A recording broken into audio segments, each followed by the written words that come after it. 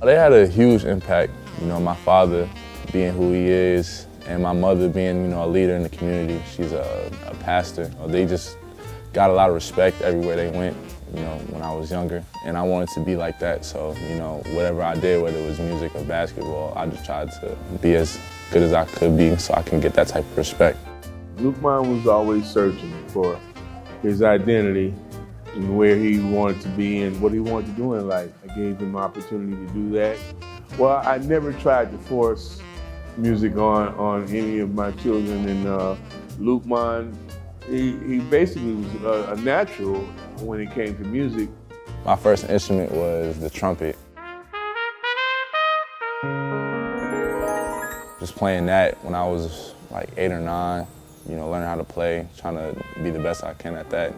Once he started playing basketball, he kind of put music on the back burner, and I didn't have a problem with that. I want him to follow his dream, not mine. When he realized I was like really good, that's when he started like going full-fledged, because he always tells me if I wasn't good at basketball, he would have told me to stop a long time ago. So. He grew up in New Jersey and very close to New York. So as much as I could, I tried to get him to play in New York against that type of talent and that type of energy, because East Coast basketball has a different kind of energy. The ability to know how to play team basketball and to share the basketball, I think that's one of Luqman's best attributes. If you look at his game, you know, he's not a selfish player. He was at St. Anthony's with Bobby Hurley, the legendary Bob Hurley. And Bobby Hurley always recruited and kept very stacked deck of guards. I felt like if I was going to be in the same spot for that long, it wouldn't have been better. It wouldn't have been good for me. So moving to Atlanta was probably one of the best decisions I ever made in my life. At the time, I felt that Luqman wasn't going to get the type of playing time that he needed to go to the next level. One friend of mine was in Atlanta, and he saw Luqman play and realized that he could come down there and do his thing and make an impact, and he did.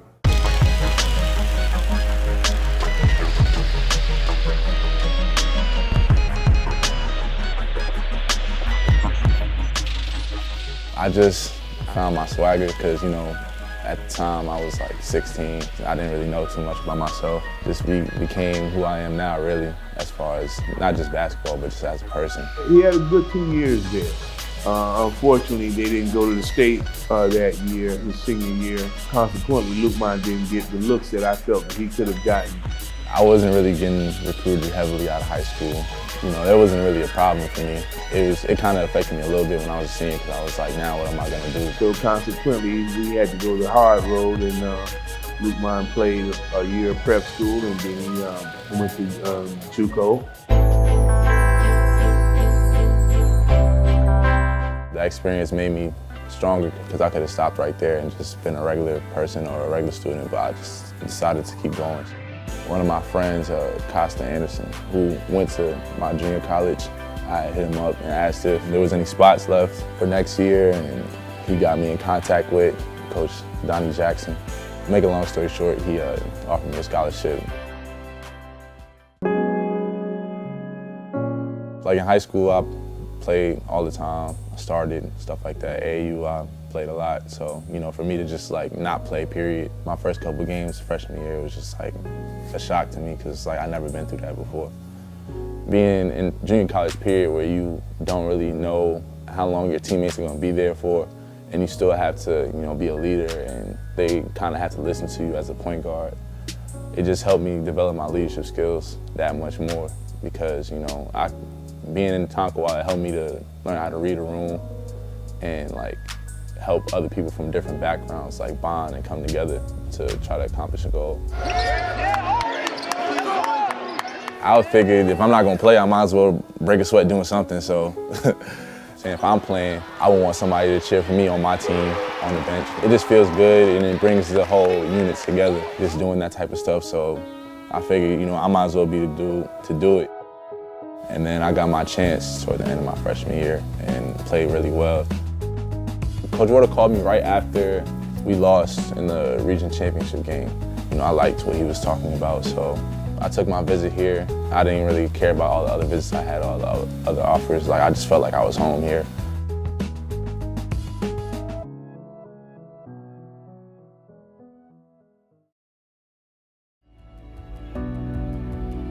Thankful to Coach Warder to give him the opportunity to show what he can do. And as we all see, you know, he's worthy. At the end of the day, I'm still doing what I love to do every day. Just play basketball. I'm around people that I love, like my teammates and my coaches. So at the end of the day, you know, win or loss, it can't be that bad because it's around people that really, truly enjoy being around. Watch and have fun, play together, play for each other.